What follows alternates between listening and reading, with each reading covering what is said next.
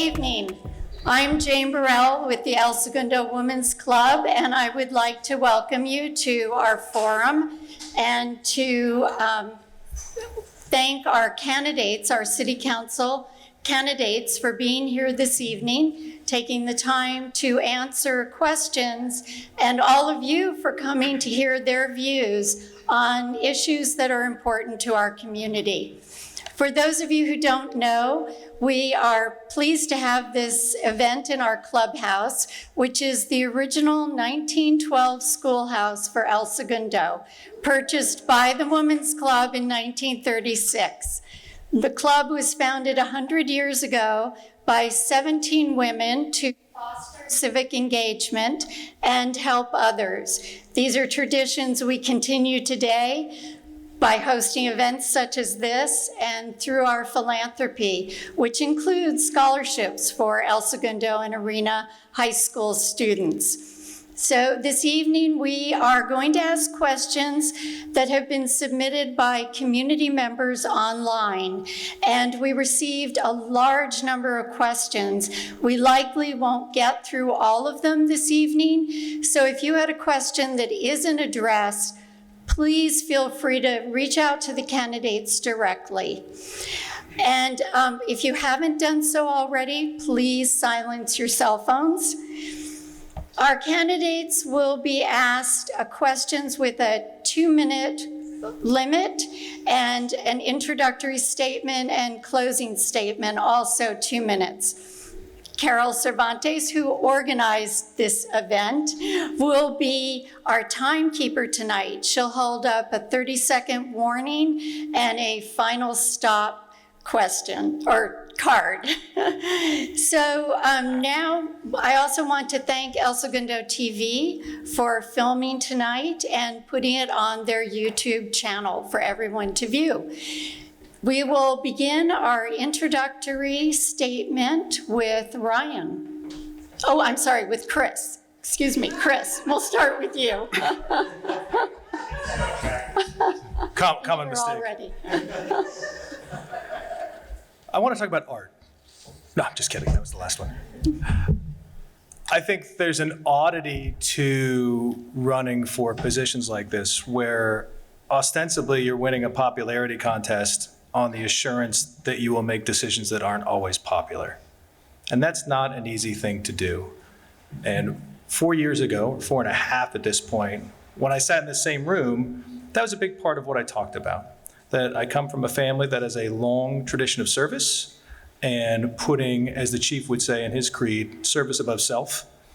And with that, we had a lot of tough decisions to make. I think there were a lot of people at the time that weren't sure or conscious what I was talking about when I said we had a pension crisis coming in 10 years.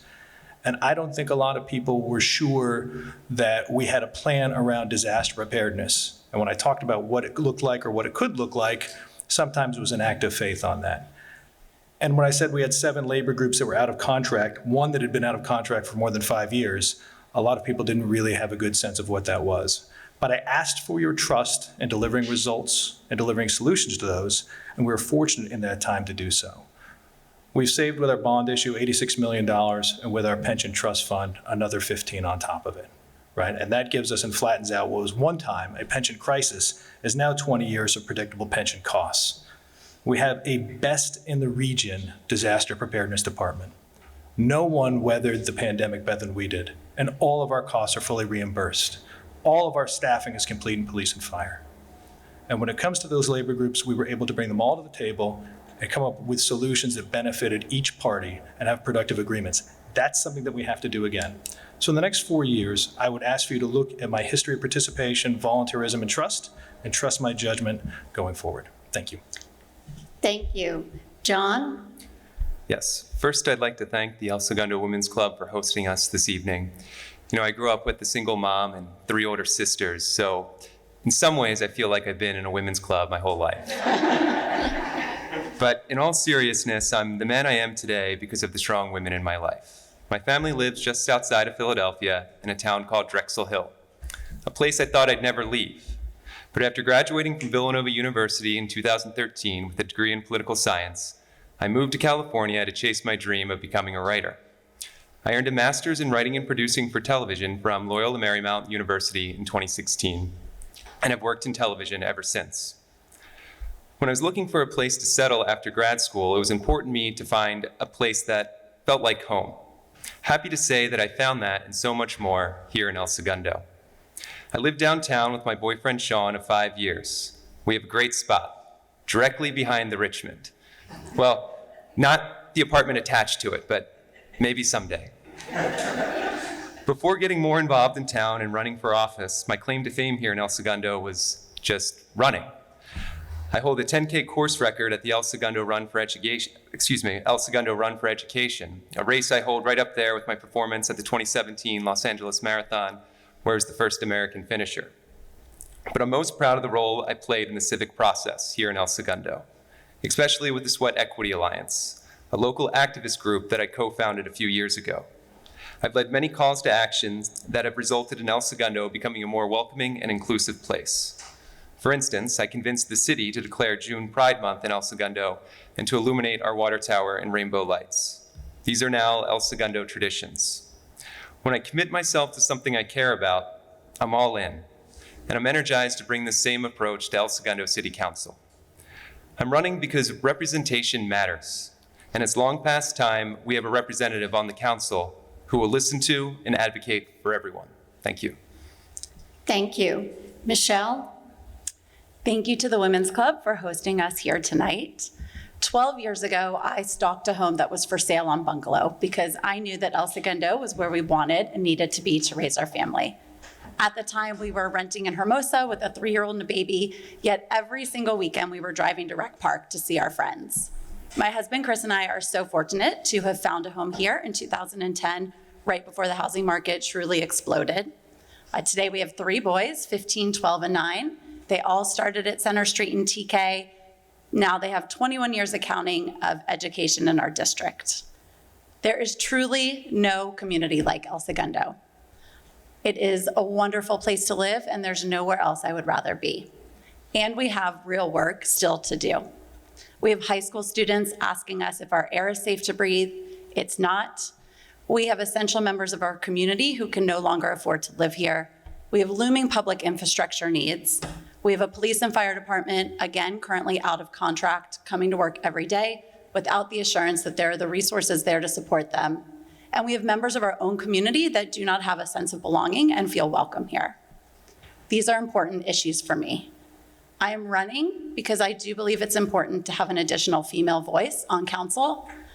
As a mother with school-age children, our voice is underrepresented in city leadership. But beyond that, I have the professional background and personal skill set to help see us succeed. I graduated from Princeton with a degree in economics, earned a joint master's in business and city and regional planning, and for the past 18 years, I've built a career in housing and community development. This experience has enabled me to serve on the Planning Commission for the last 4, and I have truly found a deeper appreciation for the workings of our city government and the decisions ahead. When we talk about responsible growth, I have direct experience on this issue. I will advocate for our environmental health, and I am committed to ensuring El Segundo is both a safe and inclusive community. I look forward to your questions tonight. Thank you. Ryan? Oh, it is on. Hi. So I thank Jane for putting us all on, and she straight up said Carol did everything. Thank you, Carol. Thank you to the Women's Club. This is great. Thank you all for coming. My name is Ryan Baldino. My wife, Karen, and I moved here 18 years ago. We've raised 2 boys we're extremely proud of. They're now seniors at El Segundo High School.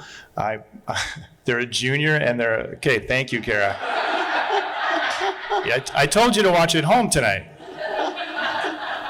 So I myself am a product of public education, as you can just find out. After graduating high school, I went to UC Riverside. I got a degree in sociology and law society. I went to law school at UC Hastings, and after graduation, Karen and I knew we were coming to LA, but we did not know where. Luckily, she found a job as a teacher in El Segundo, and we immediately fell in love with this community. Professionally, I've been a construction litigator for the last 20 years. I ran my own firm for 13 years with a partner, where I was in charge of all the hiring and firing, as well as the lead trial attorney. I was lucky enough 3 years ago to open a solo practice right here in town, where I continue to help homeowners and contractors in their construction disputes. I have been a longtime volunteer in your community. I've spent 14 years of service on your planning commission. About 7 years of that has been the chairman of your planning commission. I'm a big volunteer and supporter of our schools, big time Ed Foundation supporter and volunteer. And for the last 4 years, I've been volunteering on the Citizen Bond Oversight Committee, using my skills as a construction litigator to make sure our bond money is spent wisely and properly. I cannot be more proud of this town when I look out and see the familiar faces here and the folks I get to meet, knocking on doors and holding meet and greets. And it really fills me with pride to know I'm not the only person who loves this town. So thank you all for coming out, taking the time to meet your candidates, and make what I believe is a very important decision of who you want to serve on City Council. Thank you. Thank you. Robin? Oh, hello, my name is Robin Nicole Thatch. I've been a resident of El Segundo since 2014. I have my bachelor's and master's from UCLA in public policy and political science. I was a resident of West LA for 10 years before I moved here, and I got divorced and I decided to move out of Los Angeles. And like my fellow panelists here, I fell in love with this town. And I'm a single mother of 3. This is my first time running for office. And like I said, I love this town, but I feel that we can make a change from the bottom up, from the grassroots level. I firmly believe in the grassroots movement. I'm here to represent everyone and let anybody know that one person's voice can make a difference. And I'm a populist. I want to be here for the people. I'm here for the little guy. Now, in terms of my profession, I am a certified project management professional. I've worked in my industry for the last 10 years, and I've worked for 3 Fortune 500 companies, for nonprofits, and for education. And I believe that cities should be run like a business. I have the managerial skills, I have the project management skills, I have the professional skills, as well as the public policy interest. And my passion is community service. And that's really why I'm jumping up here on stage for the first time, but also for our children and for the future of our community. And I believe in El Segundo, but I also believe in the larger community across America. So when I say our children and our future, I don't mean just El Segundo. I mean the future of our country. And I'm here to stand up for the little guy and show anyone that you can make a difference. I'm also pro law enforcement. Thank you. Thank you. We'll start our first question with John. With capital improvement projects for the city over the next 20 years projected to be around $120 million, in your view, will it be necessary to raise taxes or create a bond to cover these expenses? And if so, how will this impact residents or businesses or both? On this issue, I think those are both 2 good options. I think we could have a combined effort on them. The bond, I think, is something we need to discuss with the community. On the tax one, though, I think we have an advantage there in that we can spread out the pool who's paying into that tax. For instance, if we raise the sales tax in El Segundo and earmarked whatever that percentage is, say it's 0.25%, we could earmark that for capital improvement projects. And much of our sales tax revenue isn't generated by the residents, it's actually generated by people coming into town, going to our restaurants, going to our businesses. And I think that would be a good way to ensure that we are getting the most amenities out of our city with these capital improvement projects. So I would be in favor of a sales tax increase for the idea that we're increasing the pool outside of El Segundo that's contributing to it. And the bond measures, we've had very successful initiatives with those in the past. And I think a dialogue with the community on the specifics of that would be worth discussing. Thank you. Michelle? Sure. So in all likelihood, it's going to be one of the two. And to John's point, as a community, we're going to have to decide which is most aligned with our goals and objectives. City Council elected in this last cycle, just recently, not to put a retail sales tax increase on the ballot. My position there is that for that tax increment, let's take it to the residents. Our next opportunity to do so will be in 2 years. And one of my big premises in running for council is that we need to get way out in front of these conversations. So we have to be proactive in our leadership and our communication to the city. And we've seen what happens when we're not. We're left with subpar initiatives. We have a cannabis initiative that's on the ballot because we were kind of chasing our tail and getting in front of a third party that put their own ballot on, ultimately pulled it at the last minute. I don't want to see the same thing happen. We have a business license tax ballot initiative on this ballot, and there's some questions in the final phases about how it's implemented. We need to get ahead of this. So if we're going to look at doing this in 2024, we need to start talking about it today. Also, to John's point, I mean, the question is twofold. Do we want a bond that is 100% paid for by the residents of our community, or do we want to look at a sales tax that is spread out over a larger region? And again, I'm a big believer in having community dialogue on that. I do think that's something that the 17,000 residents of El Segundo, 12,000 plus registered voters should weigh in on, because that impacts our life and our livelihood and which way we're going to spend those resources. So I believe in community input, and I would approach both of those things in parallel with looking at some obvious cost savings mechanisms. We do have annual waste in our city budget. This is not the first time I will say this tonight, but things like a sign on Imperial and Main for $450,000, a plunge budget that increases by $2 million because we forgot to add a line item about demolition. Things like this we have to be very aware of so that we're minimizing the amount if we do have a bond that we're asking for. Thank you. Ryan? Yes, could you please repeat the question? Oh, I think. This is right now for Ryan. He's next. Thank you. For the 14 years I've been on Planning Commission, there's been a process by which the city ranks its need for capital improvements. There is a capital improvement committee that goes through and prioritizes those needs. It's then come to the Planning Commission to make sure those projects conform with our general plan, and then up to City Council for approval. For a long time, there have been more projects on that list than there has been money to fund, but we've been able to do it by prioritizing it. With the question about would I be in favor of raising taxes or doing bond for capital improvement projects, from what I know now, I would not. We all don't like taxes. Our businesses don't like taxes. We rely on our businesses, the economic powerhouse, that side of PCH, to provide us a tax base that we can fund our general fund with, to provide us the services, our police, our fire, our parks and recs. We have to take pride and we have to protect our reputation of being a business-friendly city, because there have been economic signals that there may be coming a recession. That means large companies may not renew their leases, our tax base may go down.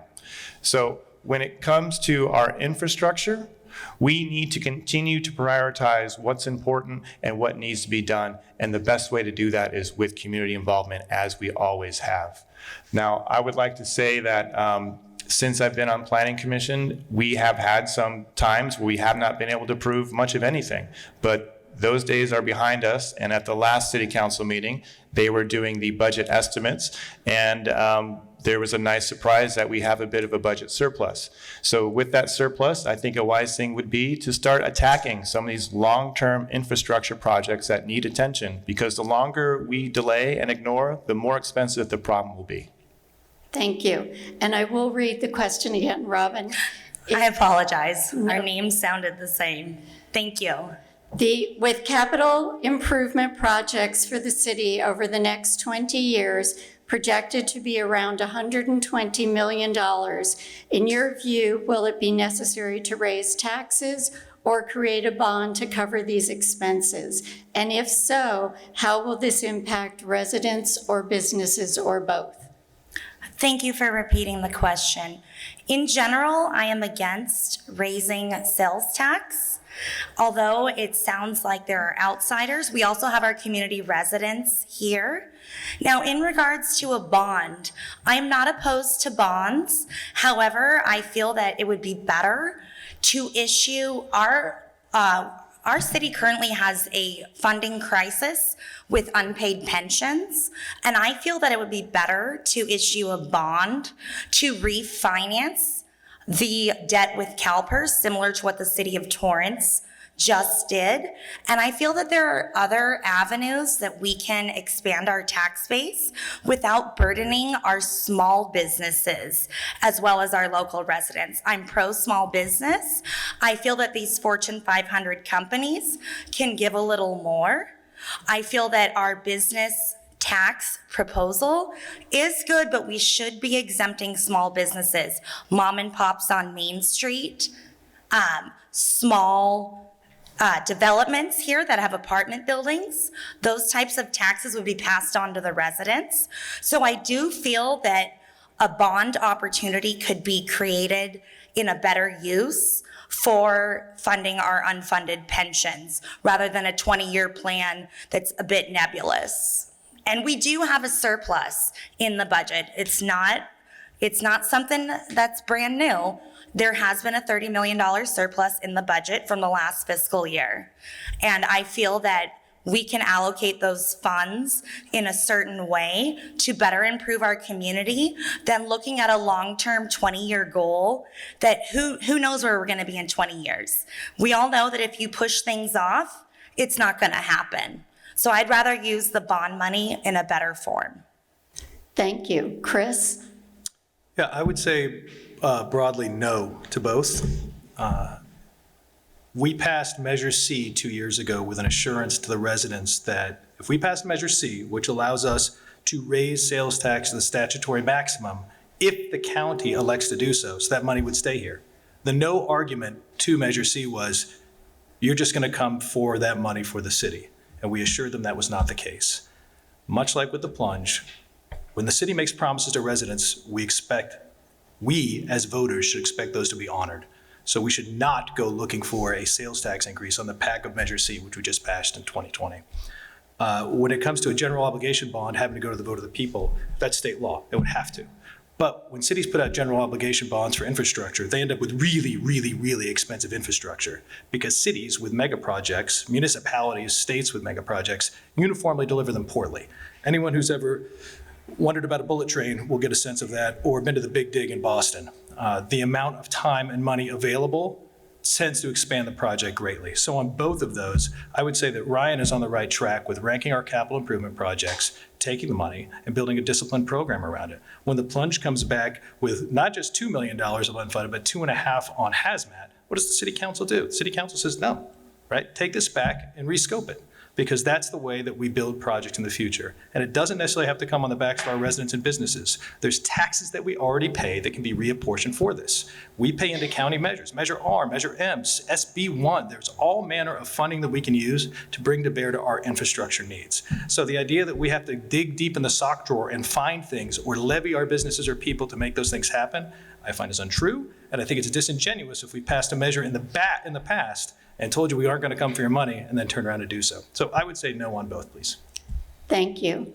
Michelle, what are your views on reimagining the police, previously known as defund the police? So I do not support defunding the police.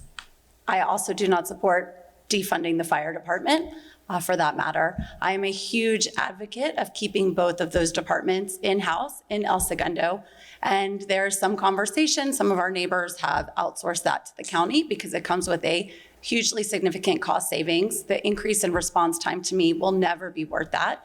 We pride ourselves in a 4 to 6 minute response time in El Segundo because that's the amount of time you need for life-saving services to be delivered. So that trade-off would never be something that I support. I think this question comes from maybe some involvement or belief that to support diversity, equity, and inclusion in this community means that you are anti-police. And I want to say this a number of times tonight. Those two things, in my mind, are not part of the same narrative. So I have a firm support and deep appreciation for our police officers who are coming to work every day to serve this community. When we talk about defunding, actually at last night's city council meeting, there was $1 million shaved from the fire department's budget. We've made a temporary decision to brown out fire engine 32. We have 2 fire engines in the city of El Segundo, one that operates on the west side and one on the east side. We now no longer have one on the east side. So if there is a house fire on the west side, we will have to depend on outside jurisdictions to come in and help us. If there's a high-rise fire on the east side, we will need even more support for that.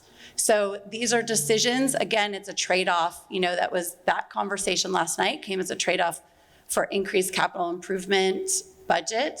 I think we have a number of ways to cut the waste and the spending in the budget beyond going after our police and fire department, and I do not support that.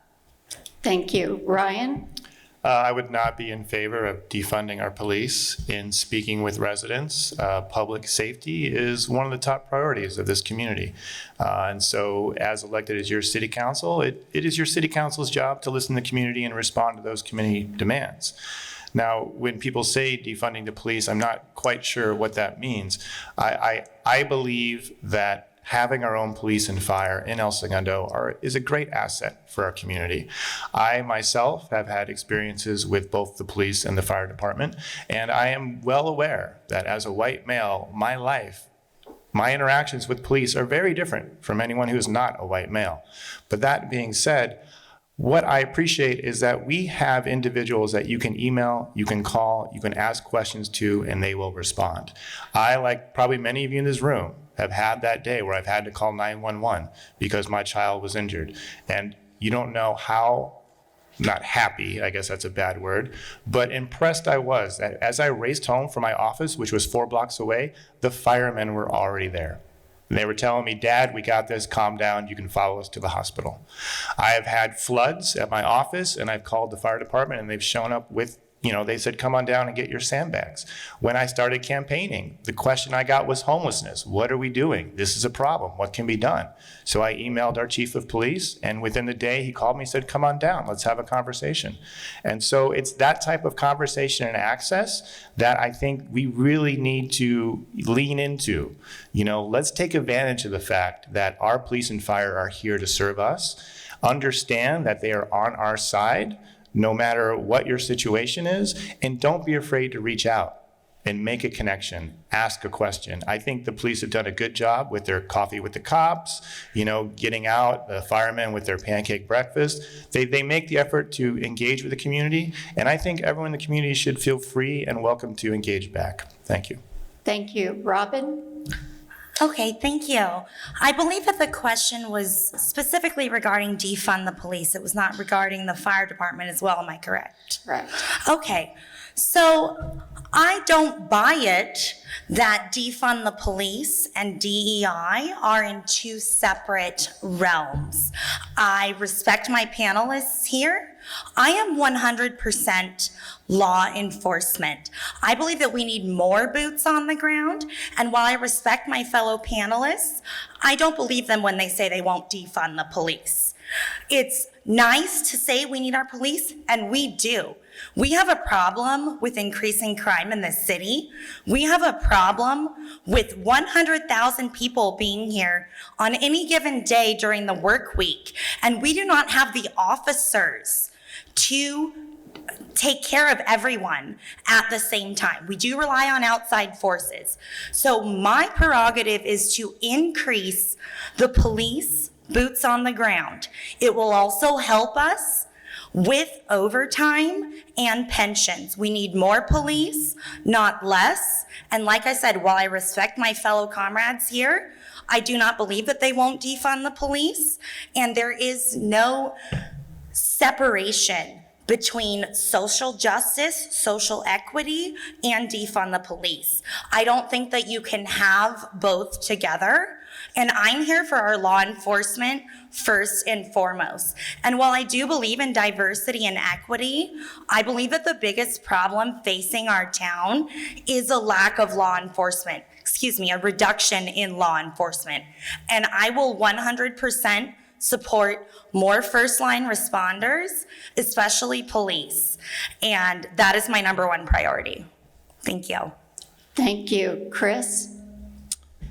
Yeah, I think that, the city has been pretty probative in how it's approached things with policing. In 2016, after the Ferguson riots in Missouri, we took a hard look at our policy. And the city put about $115,000 into rewriting its police policy. And we had an opportunity to hire a police chief out of Irvine who had done work specifically in unconscious bias. And a part of that means that when we had issues in 2020, and we're looking at how is our police force performing, there were only two substantive changes we made to come in line with the national standards, right? There was one about chokes and one about shooting at fleeing cars, neither of which were really an issue for us. But I think that demonstrated a city that's pretty forward-looking in how it approaches some of these issues. When it comes to a philosophy of policing, we've had 10 complaints in the last 11 years, one of which is substantiated, and that was all about a text-and-drive accident. And we pretty efficiently investigate these pieces. We don't do that at the expense of the police, right? We do that by giving them resources. And the resources that we have are about patrolling, they're about investigating, they're about finding ways to close out crimes in ways that don't lead to frustration. We have some luxuries here in town that our police don't leave. We're not a transitory department. So a policeman who starts here when he's 28 is probably going to be here when he's 52. And that means he's invested in the community and knows the people around with whom he works. Now, there's things that we have to be careful about. There's things that can have unequal results. License plate readers is one of my hangups because license plate readers do have unequal results. License plate readers alert us to cars that come here to our service workers in the middle of the night. Those people are disproportionately people of color. They get pulled over a disproportionate amount of time. That's something that frustrates me. Does that mean we burn our license plate readers? No, I would, but I think it's, believe me, but it is something that we have to be conscious of as we approach things. And I think a thoughtful city, a methodical city, a city that uses its training and experience can come to solutions on these things without a baby in the bathwater solution. Thank you. John? Yeah, the term defund the police. If it did anything, it got people talking about issues that have long been ignored. I am not for defunding the police. I've never been for defunding the police, but I appreciate the conversation that it brought to our city. The other half of that question was reimagining police. Now, I guess that depends on how you reimagine the police.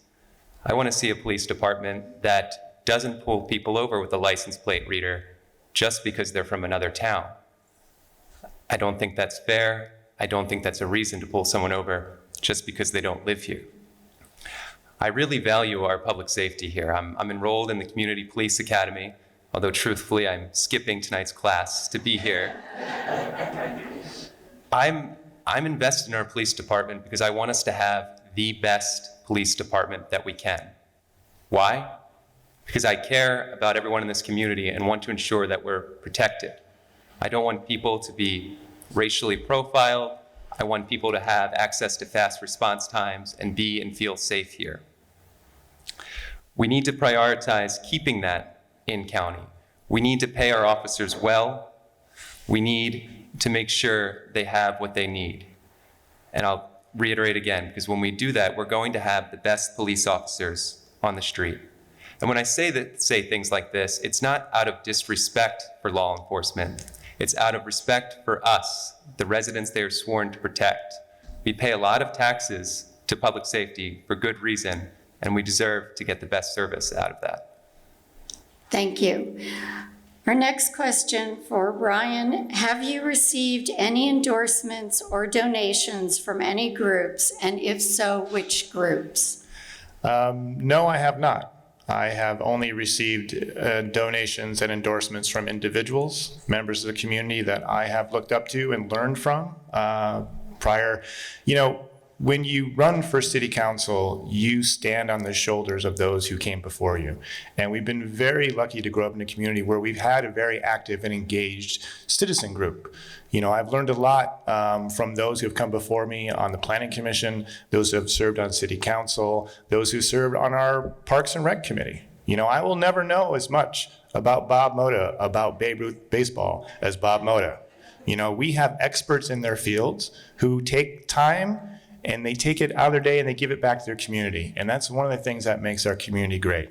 So when I looked out for endorsements, I asked individuals, people I had known for a long time, if they would support me, if I was all about, and I was very happy at the positive response I received. But I have not received any endorsements from any organization or group.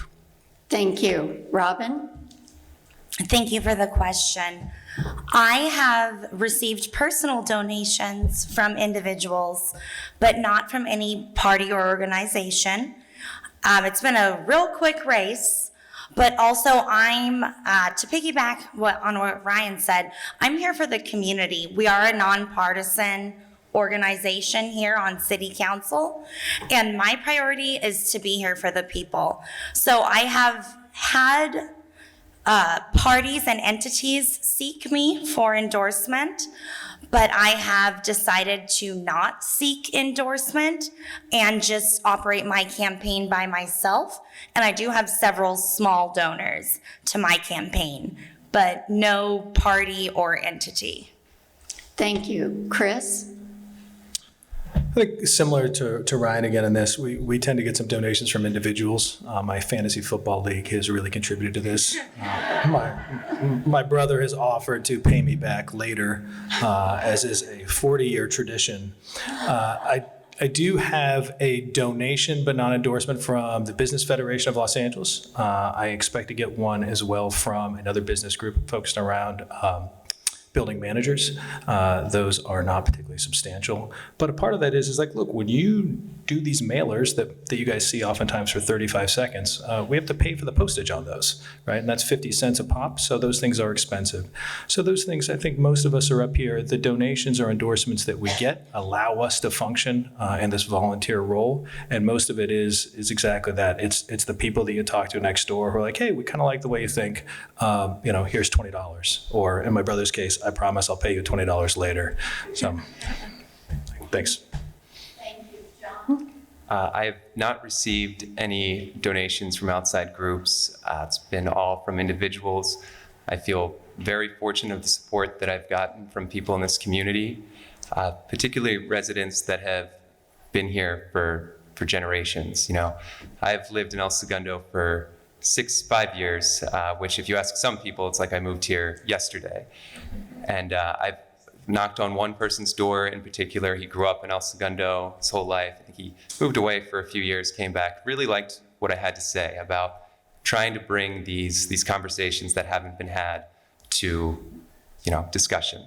And we had a great meeting, shook his hand, went back, I had an email and a $100 donation from him. I've been very grateful for everybody that has supported me here in the campaign, and made up of all individual donors.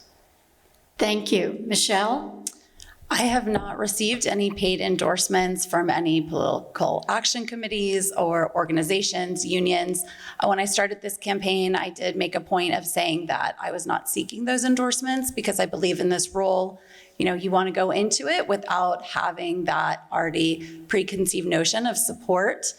Probably doesn't make for a very long career in politics, but for local politics, I hope it serves me well. I have also been extremely grateful for the support received from individuals, people I've known a long time in this community, and then residents that we really have not developed that deep of a relationship. And that to me just speaks to how much people are engaged in the process. And it's really touched me and made me feel supported. So I do appreciate that. This is a local campaign, and there are people who have donated $10 and significantly more than that. And in every instance, it means something, and I greatly appreciate that. Thank you. Robin, why do you feel people live in El Segundo? It is expensive, we don't have beach access, and we are between Chevron, Hyperion, and LAX. Well, we do have beach access, but I feel that people live here for the same reason that I moved here from the city of Los Angeles, because we want to have a small town community. And this town, although it's a city, it really is a town. We're lucky enough to be in the west side of Los Angeles and be able to still go to downtown LA, go to the city of Los Angeles, go to the South Bay. And I feel that the reason people love being here, myself included, is because when you walk down the street, people smile at you. When you're driving down the road, people stop at the stop sign and let you go first. People bring their kids to the park and they play together with my kids. And I never want to leave this town. Like I said, I moved here from the urban jungle, And I want my kids to be here. I want to be here when I'm older. And I feel that people love this town because it's a gem in my mind. Thank you. Chris? You know, when we were moving out here, my wife is from the South Bay. Her mother, my mother-in-law, is from Iowa, and we were looking for a place to live. And my mother-in-law said, "You guys should live in El Segundo." I'm from Kansas, and she's like, "It's the way that Chris thinks Kansas acts." And I always thought, like, that's not like Kansas is like it's a great place. People are as nice as the weather is sometimes, whereas here, you know, you are a closely bounded community, and a community that lives by norms and not rules, which is what you get when you're in the same bounded area. And that sort of cultural ethos transcends to how we treat our businesses. Though I joked when the Chargers got here that it's the blue collar roots with the blue chip talent, but I think that translates to how we treat each other, how the city runs, the volunteerism. I know that you know, we talk about if there's no better place to be sick because you never have to cook again. It is really a remarkable place. I bet if we went around this room, every single person has been on some PTO, PTA board, refereed something. I mean, guys, see Mark's in the stands right here. I mean, he's probably reffing a game later tonight. I mean, but that is often how we know each other and how we get started on our process to be in the city council is usually working a carnival booth or loading up chairs at the fall festival. So I think it's just one of those things where it becomes a town that if you visit, and especially if you have kids, becomes instantly attractive and enamoring. Thank you. John? So I had a friend visit me just yesterday. He was flying into LAX, and he has a conference in Long Beach. But he stayed with me for a few hours, texted a friend of his that lives not too far away, and said, "Hey, I'm in LA." And his friend responded, "Oh, cool, where are you?" He said, "El Segundo." I said, "El Segundo is not LA. It's a small Midwestern town next to the airport." And I mentioned this in my opening statement. I mean, I'm from not the Midwest, but from the East Coast, and it's very much like a town I grew up in. And it was important for me to find a similar experience. You know, soft pretzels are a big thing in Philadelphia. There's 3 places where you can get soft pretzels in El Segundo. But I don't live here because of pretzels, but it certainly does help. I live here because of that community that everyone has talked about, I'm sure we'll talk about. It's a special place here where we do have all those neighbors that the question mentioned, Chevron, Hyperion, the airport. So there must be something special that gets people to stay here. And I think it's just that hometown feel of knowing your neighbors, being able to walk around town. When I have friends visit, I do what's called the Tour de Gundo. We go to many of the places downtown. It's a town that has everything you need. And I believe another part of that question was the beach access. It's a long distance runner that runs up and down Grand Avenue Hill every day to the beach. We do have beach access, for the record. Thank you. Michelle? My husband, Chris, is actually originally from El Segundo, went to school on the east side of town. I grew up in Central Florida in a totally different environment. And I really did have a great childhood, but I always longed to live in a place that felt more connected and more accessible. And I just didn't know that it existed. When I grew up, I was 45 minutes away from school and sports and my closest friends. And the idea that a community like this existed with access not only to the beach, but to the greater LA metro, just really, it was not comprehensible. When Chris and I decided where we were gonna move, you know, for him, the idea of El Segundo wasn't something that he had originally thought about. And I really sold him on it, as did some very good friends of ours, because there is no place like it. It just doesn't exist. We're a 5 square mile town, 4 of that is business. We live in 1 square mile west of PCH. And we are supported by this incredible business east of PCH and Chevron, who's been here longer than anybody. And to have that, to have a thriving employment base, the safe haven, the school system, access to these public amenities is truly unique. And I think Chris mentioned the food will arrive. So if you have ever experienced anything, the loss of a loved one, if your dog has run away, the people that show up for you, it is remarkable. And it shows us that in the worst of times, you really do see the best of people. And that is why I'm very proud to live here. And I will continue to live here. And I hope that my children have the opportunity to be able to make that choice for themselves when they grow up. Thank you. Ryan?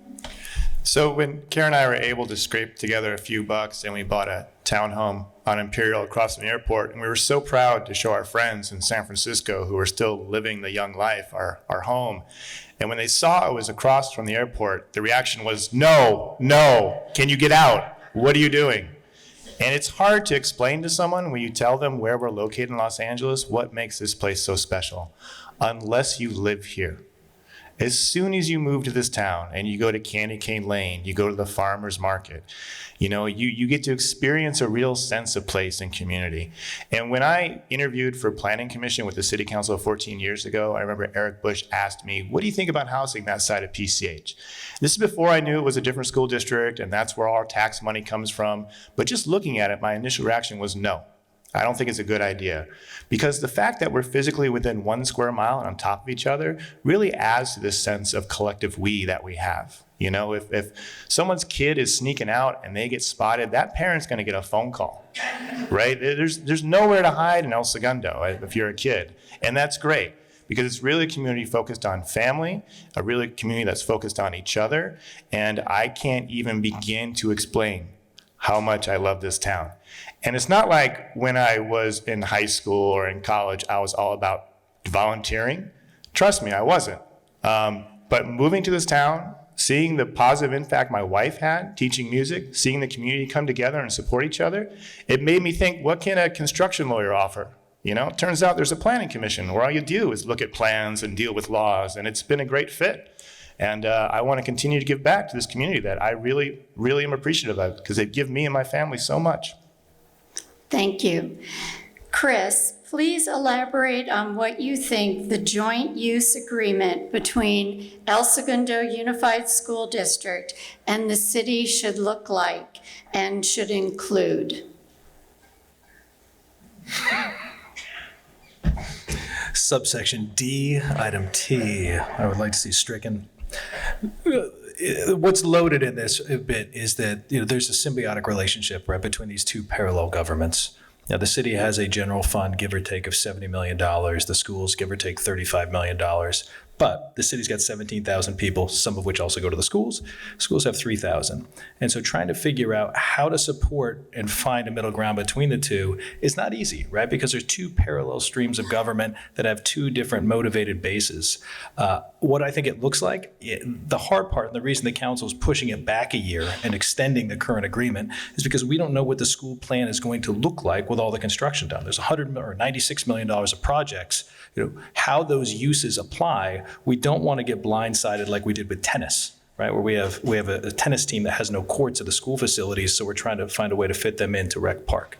So with these things, it's, what does that agreement look like? It's got to support the kids. It's got to include all the libraries and the crossing guards and those pieces, but it also has to figure out what does a physical plant look like and who uses what. In that regard, use the football fields and Raytheon parks and the new parks that are coming on board. Those are things that all have to be on balance. So I would be over my skis if I said I knew what that looks like now, but that's why we asked to just extend that current agreement for a year so we can see what it's going to look like then and make an informed decision. Because honestly, I don't have the school's bond metric laid out and I don't know what the new facilities will look like. I do know that Eagle's Nest is going to look great. But Thank you. John? So the joint use agreement between the schools and the city is really important. People move to El Segundo either for the public safety, the small town vibe, and if not either of those, for sure, the schools. I was disappointed to see when the council kicked this down the road for a year, the joint use agreement. This is something where city staff and school staff had been working on in good faith for the better part of a year to come up with this new agreement. I think we need to trust those employees on both sides that it is a viable agreement. And you know what, on paper, if it comes out that the school has a little bit of a better deal, so what? If we're gonna spend extra money and it's gonna go to the schools, I think we'll be better off for that. So I'll keep this one short. It'd be a priority for me to see that joint use agreement approved and just support our schools as much as we can. Thank you. Michelle? The city and the school district are two distinct entities, but I do not know anywhere where a more symbiotic relationship exists. Our communities are strong. Our community is strong because our schools are strong, and our schools are strong because our community is strong. And the two really depend on each other. I too was disappointed to see what had previously been a 10-year agreement restricted to a 1-year move forward agreement. I believe that both our residents and our school-age children need the stability of a much longer-term agreement. And the details of that and what the facilities look like can be worked out as we go through it. But as a parent, I want to know that my child is going to have access to Walton, even though it's painfully cold and I don't really love going to AA games there. We still need to know that it is an option for the long term. I want to know that for the reverse of that, when my son signs up for rec league basketball, he can have practices at the teen center. That is important to me for the long term, or when he signs up rather for a middle school basketball and that down the road, that he can have practices at rec park, at the teen center, places in town, because we're not gonna make it work with just one entity controlling the amount of open space that we have. And I'm deeply committed to seeing that be extended for a longer term. I think it also puts us in a position where we're going to have, potentially a council at that time. And so the long-term agreements are to create stability no matter what the leadership looks like. And I would like to see us extend the length of that agreement. Thank you. Ryan? We're lucky that we have had a community that has a long-term working relationship between our city council and our schools. There's been a 2x2 meeting that's taken place where two members of the school board meet with two members of the city council to discuss issues that affect all of our children. Because that's what we're talking about. We're talking about our children, our kids, and their need to have access to field space. I know that athletics is a big deal in this town. I'm a multi-sport family. I've spent countless hours driving kids as a chauffeur to and from sporting events, and there is no better way to spend your time.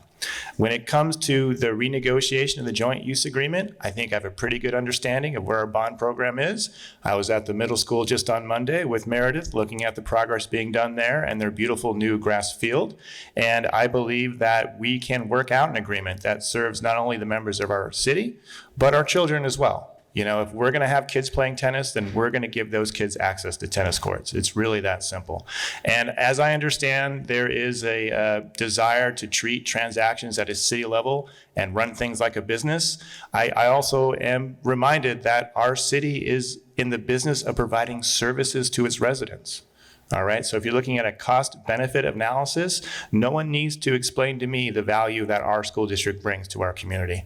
I'm a big supporter of our schools. I am a strong believer that strong schools build strong societies and they create strong citizens, which is what we want. Every parent, or even if you're not a parent, you want the best for the next generation. And that's why people volunteer. That's why we give up our time to sit up here and answer questions for you all, because we're all just trying to make this place a little better than we found it.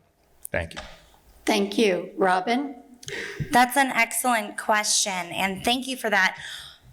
First, I would like to disclose my children. I have 3 boys. I'm a single mom. My oldest is in 11th grade. All of my kids are in LAUSD. I moved here after being recently divorced. But the kids, especially the high school kids, are my second priority next to public safety. These kids have an opportunity to get scholarships or not get scholarships. They have an opportunity to do athletics or not. They need to do internships. What they're doing for these kids is the most important, second most important, in my opinion, next to public safety. I've talked to several high school kids. They want to engage more in the community, and I feel that if we do not accommodate them, we're robbing the children of a future. Because it's a joint use agreement and it might extend and this and that. What about the kids right now? What about the kids like my son that's in 11th grade that are going to go to college next year? I feel that our children are the second most important. Our children are the most important, but in regards to the community, second most to public safety. I am opposed to taking away opportunities for the kids. And I propose actually in my personal policy propositions to give more opportunities to the high school children. There are plenty of opportunities for the city to collaborate with the El Segundo School District and give our kids an opportunity to have an internship. Give our kids an opportunity to get into college. So I am very passionate about the children, and that is very closely important to me next to public safety. Thank you. John, given the high number of renters in El Segundo, what are your thoughts on rent control? So, since running for office, I was surprised to learn that 60% of residents in El Segundo are renters, and 40% of residents in El Segundo actually meet the need for affordable housing. I think there's often this misnomer around affordable housing where people think, oh, that's going to bring in drugs or crime. And while I disagree with that philosophy entirely, the main point is these people are already here. There are teachers, there are first responders. Like I said, I'm in the Community Police Academy, and there was a sergeant who was saying, you know, we have a pretty good starting salary here in the El Segundo Police Department. But if you have a family of 5 and you want to live in El Segundo, that's kind of in the rearview mirror. So when I look at something like rent control, I think that's a lifeline to a lot of people in El Segundo that are being priced out. You know, we have a DEI committee here in town, and I know 2 people have resigned from that committee because they moved out of town. And at least in one of those cases, they were priced out here. The irony there is troubling, and this is something we really need to address. So I would like us to improve the rent control number from what the state currently has. I think Santa Monica does a good job of doing this, and I think that's a model that we could look to ensure that people don't get priced out, that your kids, after they graduate from college, that moving back to El Segundo and not with you is an option. Thank you. Michelle? So I support ways to incorporate affordable housing, and I use the term capital A. So to me, affordable housing is income restricted, federally regulated housing, where there are there's screenings, there's security checks involved. The price of your rental is based on how much income you make. As John alluded to or said, we have 60% renters in our community, 40% of our residents are at or below moderate income, 25% at or below low income, and 8% of our residents operate at the poverty line, which is a pretty staggering number. All that said, that is different than rent control. So rent control puts an arbitrary increase on what rents can be, year over year. And I have a background in affordable housing. I worked for a company, USA Properties Fund, for 5 years, building affordable housing throughout California, Aliso Viejo, Carlsbad, Roseville, Sacramento. And the problem in my mind with rent control is that it really hinders improvements in a project over time. So what happens is rent is held at a level, and then landlords are not incentivized, and really they're not able to continue the upkeep that's necessary year over year, and you wind up with deteriorated housing. So I would like to see us solve this problem in other ways. Pacific Coast Commons recently approved 250 plus rental units. 32 of those will be restricted to low or moderate income residents. And you're incorporated in a community of market rate properties. The city has an affordable housing consultant who will be monitoring those units. That's the appropriate way to go about it in my mind. So I would not support a rent control ordinance in the city of El Segundo. Thank you. Ryan? I also would not be in favor of a blanket rent control ordinance for a few reasons. When LA County passed their rent control ordinance, the result was a series of evictions from landlords who realized that if I don't get these low-paying rent tenants out, I'll be locked in on this rate. And when you look at El Segundo, we don't have large apartment buildings. Most of our apartment buildings are maybe 6, 7, 8 units.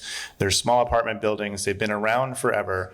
And most of them are owned by your neighbors. They're a family business that someone has invested in over time. And if we start making rules on how they run those properties, we're kind of taking away their rights to do what they have to do. And from the landlords I know, especially ones that are lucky enough to own a couple different rental units, those rents are usually below market, and those tenants have been there for years. And I would hate the city to try to get involved in managing what is right and what is not right when it comes to rent.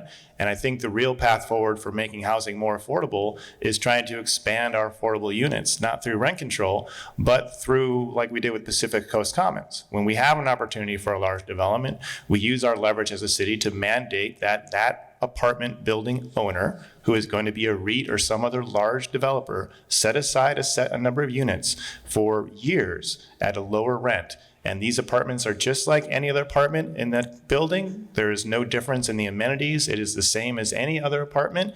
It's just locked in at a more affordable rate for folks to live here. Thanks. Thank you. Robin? Could you please repeat the question for me again? Given the high number of residents in El Segundo who rent, what are your thoughts on rent control? Thank you. Well, in general, I'm opposed to rent control, although there is a caveat. In particular, I'm very concerned about our senior citizens. I have spoken with several residents at the Park Vista, and I do believe that they, meaning our senior citizens who are underserved, should have some type of rent control. But overall, I do not necessarily believe in rent control, but I do believe that our affordable housing quota, so to speak, should be higher. So in regards to the new development that was approved on Western PCH, it's only 12% affordable housing out of 200 plus units. I feel that that should be higher. It should be about 20%. And it's not just those larger builds, but there are areas within the community where multi-resident units can be built, and I feel that closer to 20% should be for affordable housing. Now, when I say for affordable housing, I mean our residents that are already here. We have about 25% of our residents that are on fixed incomes, whether it's disability, Social Security, and in my opinion, they need to be taken care of first. We have plenty of people here that need to be taken care of. And in particular, I would like to take care of our senior citizens. I've had people talk to me saying they can't afford groceries. So yes, I am in favor of rent control when it comes specifically to the senior population. And in terms outside of that, I'm not in favor of rent control, but I do believe that the city should increase the quota, so to speak. Thank you. Chris? I think Ryan and Michelle have this exactly right. I think the economic judgment on the effects of rent control is pretty well established. It is sort of your classic easy, efficient, and wrong answer. It gives you a very short-term relief on the cost of rents, but in the long term, it leads to dilapidated and frozen housing stock. And when we saw the LA County measure go in, the inhumanity that we saw with those people turned out. I remember at a council meeting, someone who lived and paid below the market rent for 17 years, and it was an obligatory eviction because they would never be able to bring that rent to standard. And the city having to play the middleman of finding people new places to rent in town. So I think that the correct answer on this is exactly what they said. In development agreements, finding ways to build in and to incent the mixed use, the housing mix, so you have moderate, low, and extremely low, have those carve-outs within those development agreements so there are spots in there. That's the best way and the most efficient way to grow it. I admit that some of it is a maze. In 2019, we had the AMI, the adjusted median income for low income, was actually higher than the moderate, which was incredibly confusing as we tried to lay out Pacific Coast Commons. But Those things are available and out there as tools for cities to build those and build the housing mix. Certainly there is movement to opportunity, which Housing and Urban Development is going to open up that funding again. So we have opportunities to further subsidize some housing. So we have more lower income opportunities. But freezing housing stock with rent control, it gives you a short-term gain, but in the long term, it actually penalizes your ability to make affordability an option. Michelle, what are your views on housing east of Pacific Coast Highway? With over 94% of the city's revenue coming from commercial property, how would you propose the city cover the loss in revenue and the increased residential service costs if zoning for land east of Pacific Coast Highway is switched from commercial to residential? So I want to start by saying I do not believe that housing east of PCH is a decision that should ever be made by 5 city council members, whoever those 5 city council members are. If anything, it should be something that the residents are given an opportunity to vote on. And in that instance, the role of city council is really to provide the information. So we have had a lot of conversations about the impact on our school district, the impact on our commercial tax base. To my knowledge, we haven't really analyzed any of those. I'm an information person, so when I speak about something, I like to have some factual information behind it. And if anything, if council is to do anything in that regard, it would be dedicating some resources to study that analysis. All that said, I believe we should focus our residential opportunities west of PCH on underutilized and problematic sites. Sites like the Stickenstein that's been vacant for well over a decade that I drive by all the time and ask the kids, why is nothing built there? And we have a conversation about land value and construction costs and at what point we could incentivize some sort of development there. There are other opportunities like recreating a housing overlay or a housing component in the Smoky Hollow plan. When I first came on Planning Commission, that was actually something that was already baked in. Smoky Hollow did not contain anything other than an opportunity to build caretaker units, which are very small units that don't really solve any sort of a housing issue. And we had rezoned a portion of property on Holly, Kansas that was previously residential, had made it Smoky Hollow. The residents came out, rightfully so, very much against that. I would be a proponent of seeing that go back to its original zoning, which was medium density residential. It would be a townhome project. So there are opportunities to expand our housing, to create options for so many of the essential members of a community to continue to live and work and contribute here without going east of PCH. Thank you. Ryan? I do not believe adding housing east of PCH is the best decision for our city. There's several reasons for that. One is obviously financially. When we rely on these companies to provide us the bulk of our tax funds that we need to fund our police, fire, and parks, then every time you take away an office building and add an apartment building, you're losing future revenue. We get the lowest percentage of property tax than our neighbors. We get about 6 cents in the dollars. Our neighbors are pulling back 12 cents from the dollar. So every apartment you build east of PCH that replaces a business means that we're going to get less taxes from that property in perpetuity.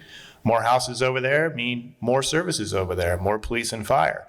So what you'll have over the long run is an unsustainable idea of having more need for fire and police services, but a less of a tax base for which to pay for those services.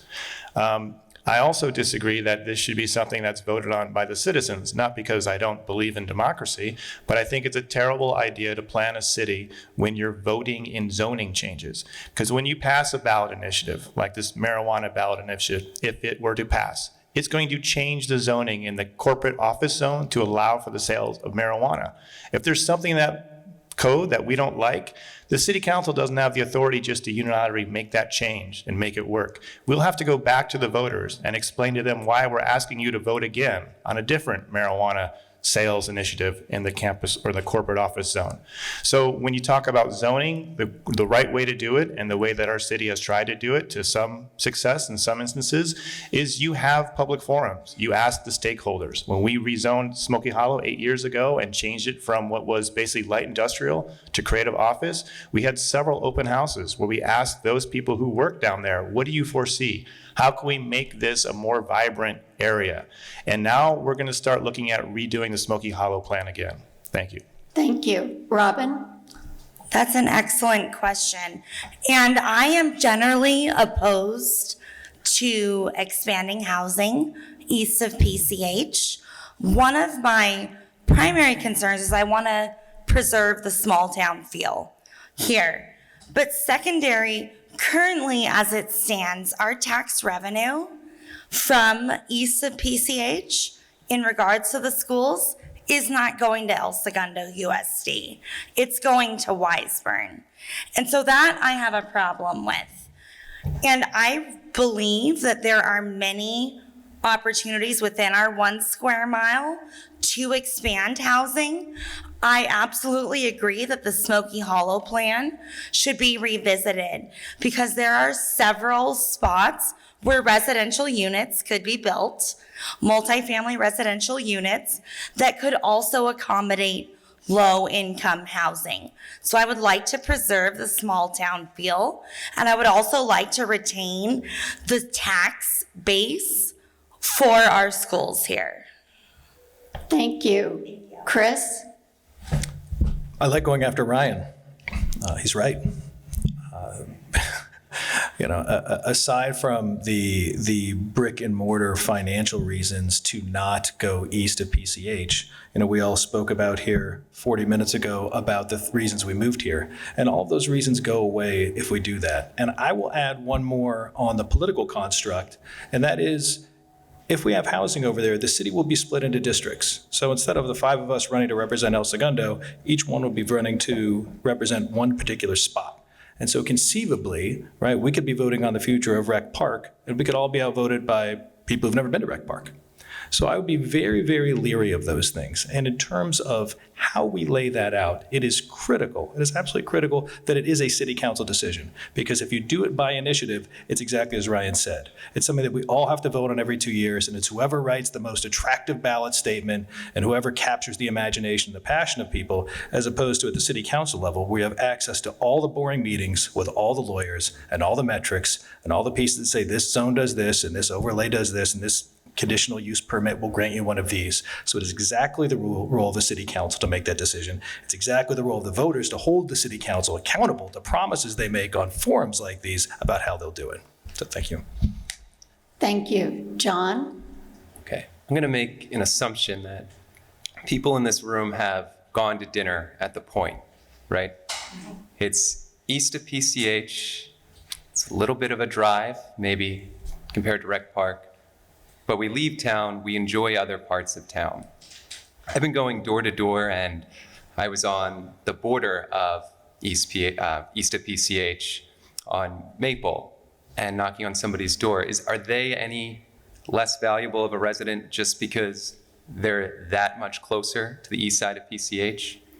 I read an article today in the LA Times about how COVID-19 pandemic has been worse in LA because of our sprawling communities. The population of LA County has increased immensely in the last 30 years.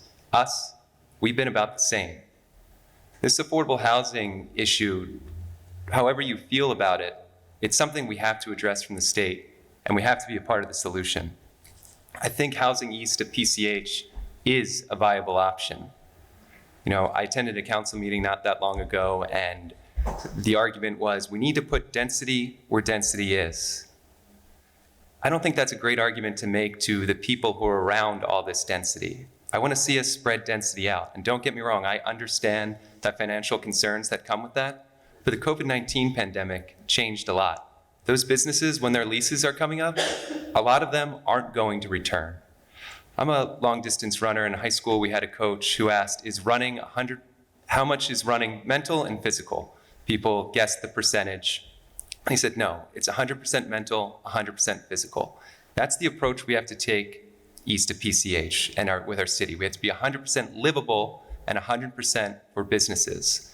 We can do multi-use developments where we have a built-in customer base with no ceiling. We can make up this cost, and it's a viable option that we should consider. Thank you. Ryan, what do you value and what will be your guiding compass in making decisions? Broad question. I value this community. And when I say that, I mean that if elected on city council, I am not showing up with any agenda. I don't have any ego.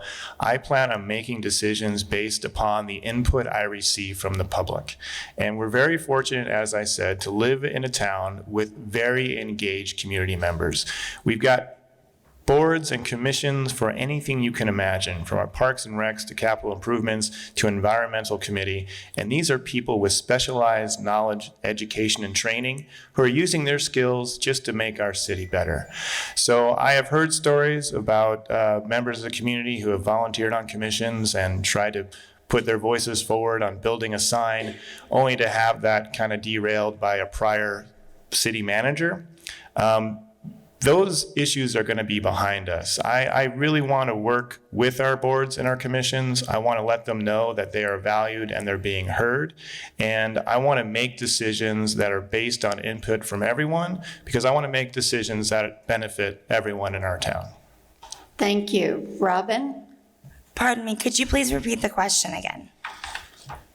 What do you value and what will be your guiding compass in making decisions? That's an umbrella question. Thank you for that. What I value, I'm pro-traditional values. I'm pro-traditional family values. I'm pro-nuclear family. I'm pro making our country and our future better. So I'm here for the kids.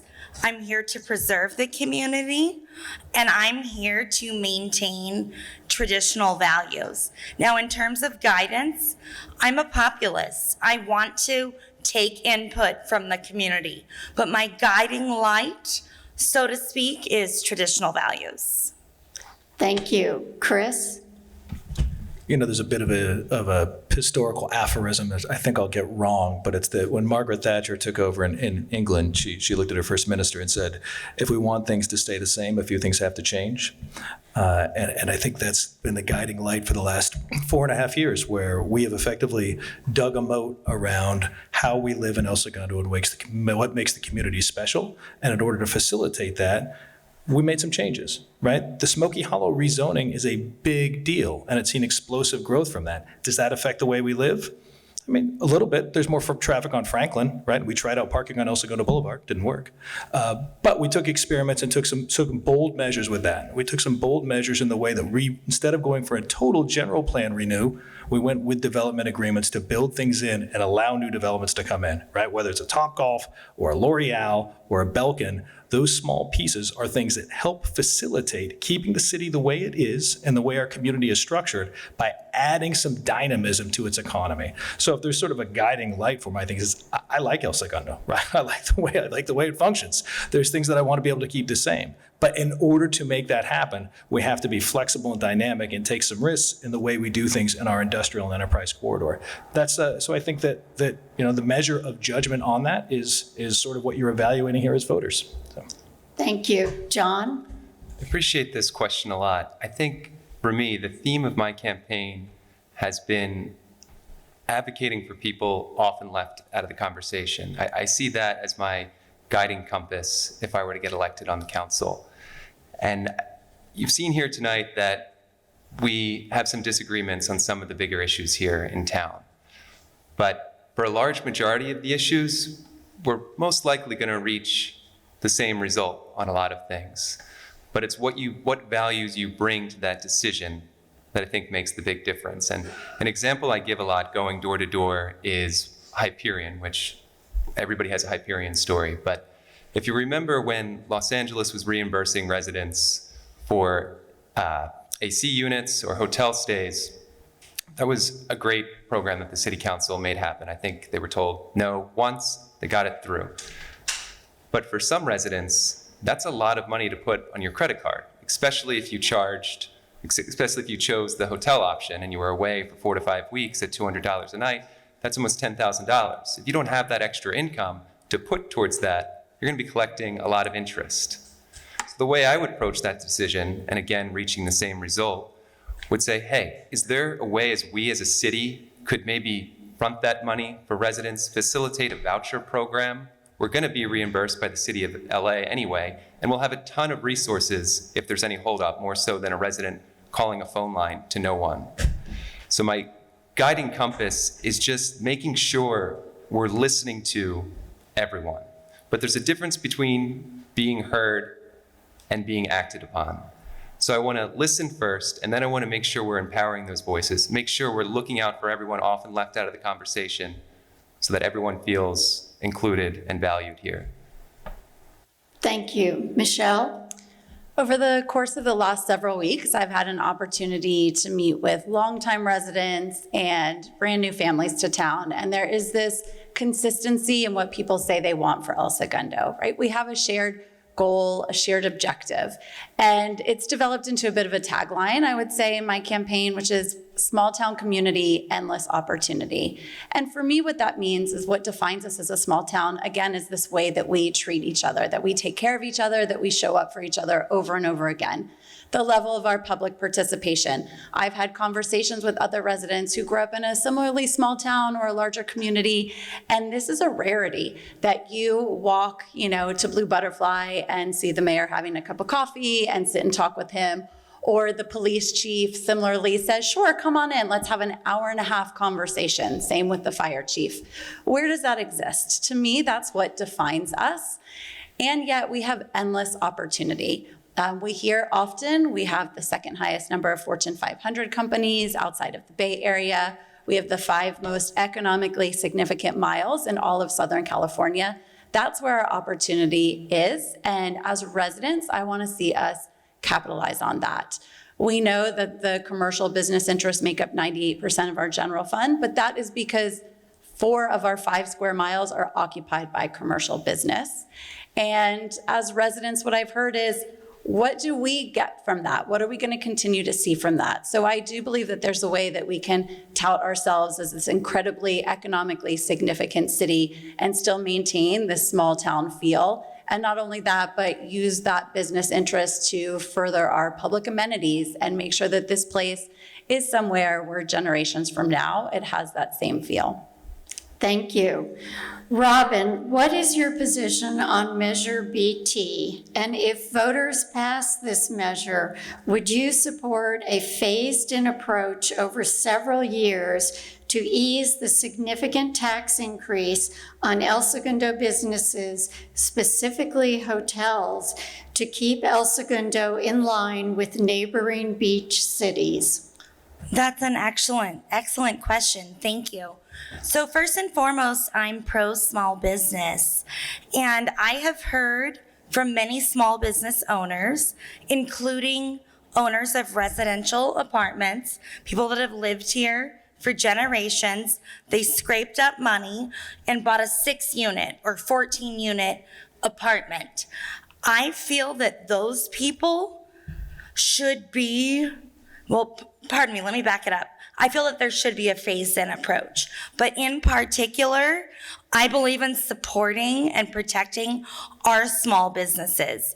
Because if we do something like raise the business tax for small businesses, in particular the housing, by 900%, that's going to be passed on to the residents.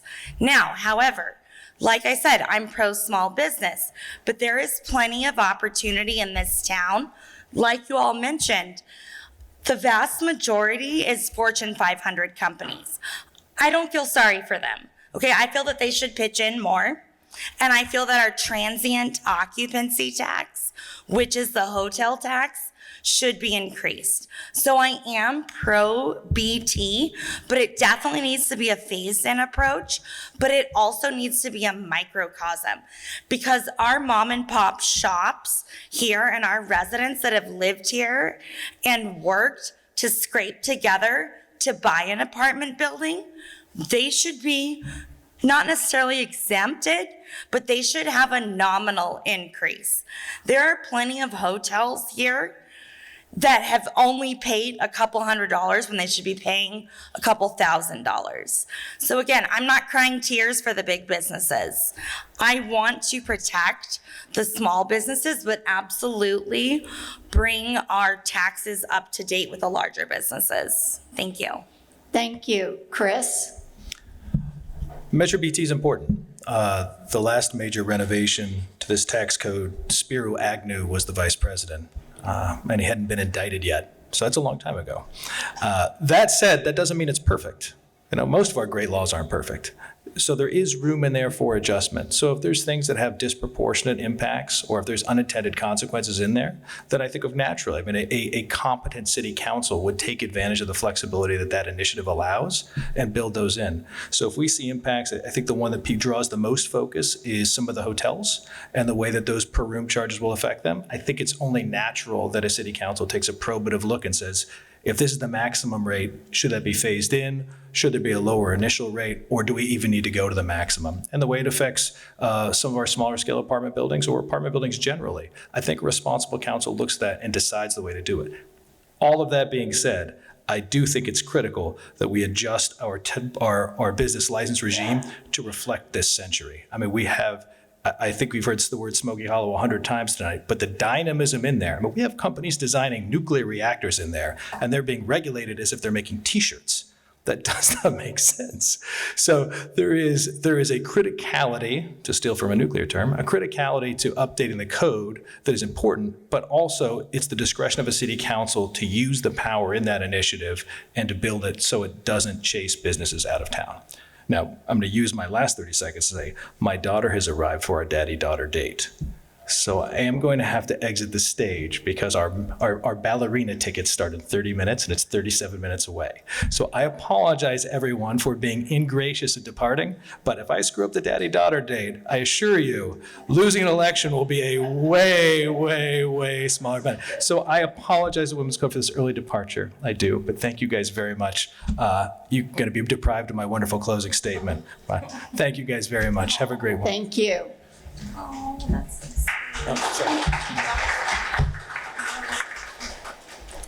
John? Yes, so like Chris said, it's been 40 years since we made an adjustment to Measure BT. We had a similar question to this at the ESMOA Forum last week, and I answered I begrudgingly support. And I still have that same answer. My problem here is it's been 40 years since it's been revamped, but it's only since June since we addressed this, and it was had to be done by August to be on the ballot in November. So this was a very rushed process when we should have been ahead of this a long time ago.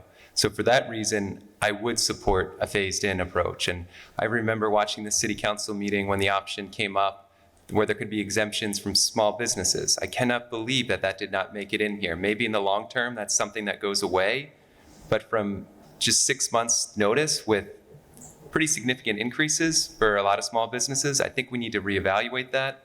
I would certainly support a phased-in approach. I'm happy to see that we have addressed this issue, but I go back to the school use, joint use agreement. That's something that we're kicking down the road for a year because we weren't sure about it, but we rushed through this. I think we just need to have our priorities better in line, and I would phase this one in. Thank you. Michelle? I am a yes vote on Measure BT, and I also support a phased approach for many of the reasons that John articulated, that Chris did as well. We have an incredibly outdated code, many decades old. It no longer reflects the way that our economy currently operates, and we need to get up to speed with that. And all that said, yes, we started this discussion in earnest in June, and we felt pressure to be on the ballot in August. And this is something that does happen and has happened historically with council as of late. And a big belief of mine is that we need to be much more proactive in our approach. Something similar, our development impact fees have been very low. And as somebody who has worked with developers and is here to represent our city's interests, we have lost millions of dollars because of that. So when you don't have an update for many years, decades, we lose out. In that instance, developer impact fees were $15,000 per unit. And the minute I was on Planning Commission, I really encouraged us to revisit that. And I was promised that those would be updated before Pacific Coast Commons comes online, which has happened because the increase is they're now $50,000 per unit. And so you can imagine times that by 257 units, how much income, how much revenue we would be missing out on as a city if we didn't capitalize on that. So yes on BT, Yes, on phased approach, but much more forward thinking in terms of when we're going to tackle the next issue like this so that we have enough time and opportunity for community engagement, for outreach to our business community, and for really thoughtful conversation. Thank you. Ryan? So our business license tax is a big reason why we're able to attract some of the largest corporations. Unlike a lot of cities, we do not tax on your gross sales. We tax you one flat rate for your business, and then we add an additional amount for each employee you have and for your square footage. So I, as a solo practitioner, I pay the basic rate. Mattel, that has several office buildings and a lot of square footage and employees, they pay a lot more in their business tax. It's crucial we pass this business tax because our business tax is outdated. It doesn't have things like internet companies, right? That's how old it is. We are regulating how circuses and, palm readers, that's in our business code. But where it falls short is on the hotels and the apartments. What we were doing is giving one flat rate to hotels and apartments of about $300 for the entire year. So if you have one police officer respond to a call out there, we're already losing money on that business. What this BT tax does is say we're going to charge you per room on your hotel and your apartment. That's a good goal to have. I think it's $150 per room. The problem is that overnight, that's an increase of sometimes 700%. The law as written allows city council to have discretion not to tax it 100%. The city council can choose to phase that in, and I believe that's exactly what city council needs to do. If this passes, which I think it should, and I think we need it to pass because it adds additional revenues much needed into our general fund, the city council needs to sit down with our apartment building owners and with our hotels and figure out a plan that makes sense for them. Get their input to find out how we can phase in a tax over the next several years so it makes sense without increasing rents, without increasing our hotel costs, and something that's going to benefit all of us. Thank you. John, what is your position on keeping the El Segundo Police and Fire Departments independent? Would you consider going with county services if it was financially better for the city? So I answered this a little bit before earlier. I think people move to El Segundo, small town feel, the schools, the public safety. And for that reason, I would work very hard to make sure we always have our own public safety departments here in El Segundo. That's what makes us unique to other incorporated towns throughout the city, and I don't want to see that go away. Thank you. Michelle? Yes, I fully support having our police and fire remain in El Segundo. Again, articulated this before, but our response time is the number one thing that residents report satisfaction with. And that is because if you have ever had a child or a loved one in a situation, you know you want somebody at your door in 4 to 6 minutes. Anything more than that, no matter the cost trade-off, would not be worth it to me. And I would look to many other places for cost savings long before that. That would just not be that would be a non-negotiable for me. And we've talked about this as well, but there are opportunities to cut costs in other arenas. The sign, this idea of designing and then budgeting versus budgeting and then designing, we have to stop that because we have these expenditures that run away from us. We have to know how much something we're willing to pay for it and then figure out how we get that done. And our police and fire isn't an area that I would want to see any cuts made to, that I can tell you after knocking on many doors, people of all ages, people of all political persuasions feel similarly about. That is part of what makes our community, and preserving that level of service is key to who we are. Thank you. Ryan? I would not be in favor of outsourcing our police or fire services. I believe having our own services in town is a big part of what makes our community special. I believe that they're a part of our community, and the benefit we get from them, sometimes you can't put a dollar figure on it. That being said, we elect city council officials to represent us, the people, in negotiation with police and fire unions. So when it comes to the negotiations, we have to be stewards of our fiscal responsibility. We have to be pragmatic about the decisions that we make. It's easy to make everyone happy and give the police and fire whatever they want, but that is not in the benefit of everyone in this room. There are some tough decisions that have to be made when it comes to police and fire, but without a doubt, we are a stronger community because of our police and fire, because they're local, because they're responsive, and because they're members of our community who care about us. Thank you. Robin? Thank you. I'm definitely opposed to incorporating our police and fire services with the county.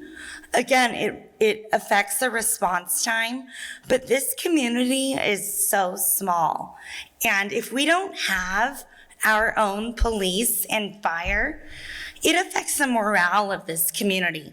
I love that I can talk to any officer or any policeman or woman and get a response from them. So it does contribute to our small town feel, but it also is a matter of public safety for our community. And public safety is my number one prerogative, and that would include police and firefighters. So I absolutely understand that there are areas where we can improve on the budget, but I think those can be addressed in another way, such as, like I said earlier, refinancing unfunded pensions, looking at perhaps hiring more officers and not having as much overtime. So I would like to see our small town community preserved, but in my opinion, first responders are the most important part to our community. Thank you. Michelle, what do you bring to the city council that puts you above the other candidates? So I've talked a bit about my background in housing and community development. I have been in this field for 18 years, and it feels incredibly topical given so much of our conversation around growth, the ways we do it, how it meets the needs of our community, and is actually additive to our character. That is what I bring. I actually have direct experience planning projects for a variety of housing providers, senior, affordable, market rate, mixed use. While I am currently contracted with a company that's based in Austin, and we're primarily looking in markets like Colorado Springs and Salt Lake City. Part of that is because California has become exorbitantly overpriced and we can no longer make projects sound here. I have years, decades of experience in understanding how those deals come together and what we as a community should be pushing back on and pushing for. I have been on the other side. I've presented projects to Planning Commission, to City Council, asking for their approval. And a big motivation for my reason of doing this is because I'm often screaming into my computer, watching it on, watching the live feed or showing up at council meetings and making public comments because I want certain questions to be asked. And so I know what those questions are to the benefit of our community. And that is a big motivator for me. Beyond that, I alluded to it in my opening statement. I do believe that we need additional female representation on council. We make up more than 50% of this community, and we are out of balance in that regard. And you shouldn't just vote for a woman because they're a woman, but when somebody also comes with the professional and academic background and is a resident in this town and has raised children in this community, it is a big value add proposition. Thank you. Ryan? All right. A little liveliness, I like it. So I think if you look at my experience and my education and my dedication to this town, it does set me apart. As a trial attorney, my job is to deal with conflict. I deal with large, complex litigations on a daily basis. My adversaries are not my friends, and yet we both have to find a solution to whatever that dispute is. I believe I've been able to bring those skills to the Planning Commission, serving as the planning commissioner and leading big meetings on large projects. And I'll tell you a secret, people normally don't show up to Planning Commission if they're super happy about stuff, right? They're showing up because they're upset. And I do the best I can to explain the process that we're going through, explain to them what the mitigation efforts are being made to help with construction, dust, noise, traffic, all the things you have to deal with when you're building new buildings, when you're dealing with density. And these are the realities that we're dealing with. Our town is going to go through changes. We're going to have challenges. And I want to help lead us through that by doing the best I can to do my homework, research what has to be done, and then try to explain it to everyone as best I can so that we can find a solution on a path forward.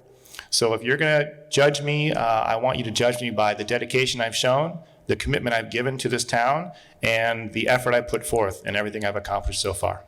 Thank you. Thank you. Robin. Okay. Thank you. That's an excellent question. So I am new to running for public office. This is my first time, but I do believe that all of my fellow panelists here have the best interests of the community at heart. I have no doubt about that.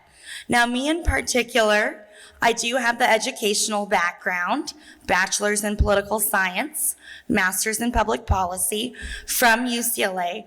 All of us are very well qualified in our education. Now, for me, I feel that I bring a fervor. I am very pro-community, and I'm here for my kids, and not just my kids, your grandkids. I'm here for the community, and it's not just our community.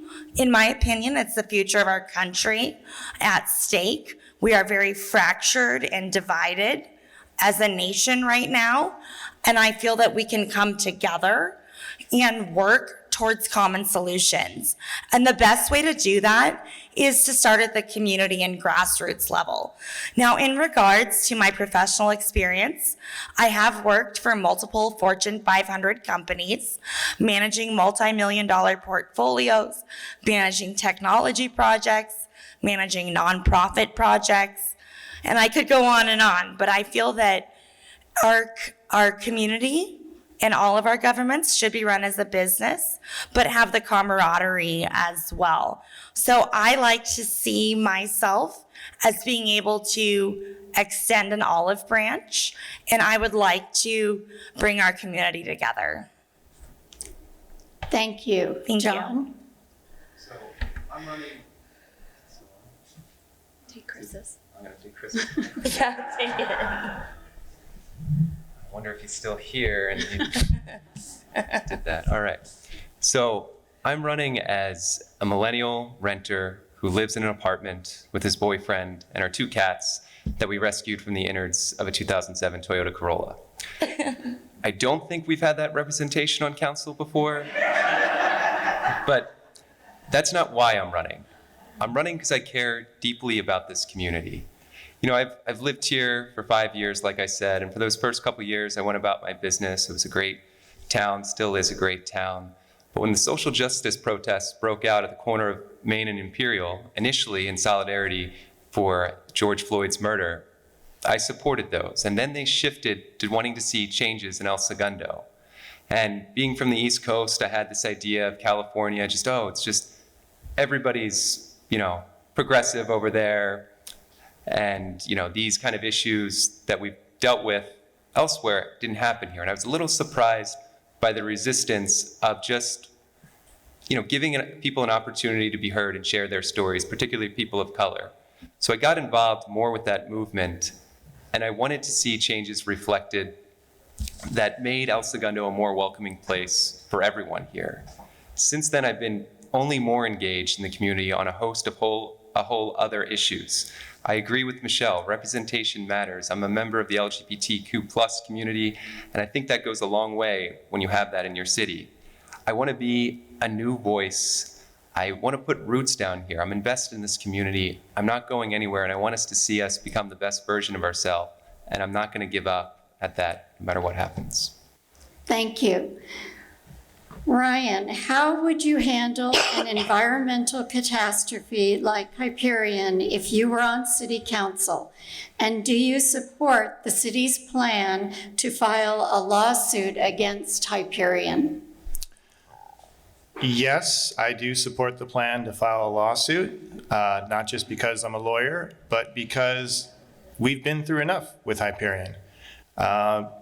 What was an environmental disaster is now a health and safety risk to the people who live in this town.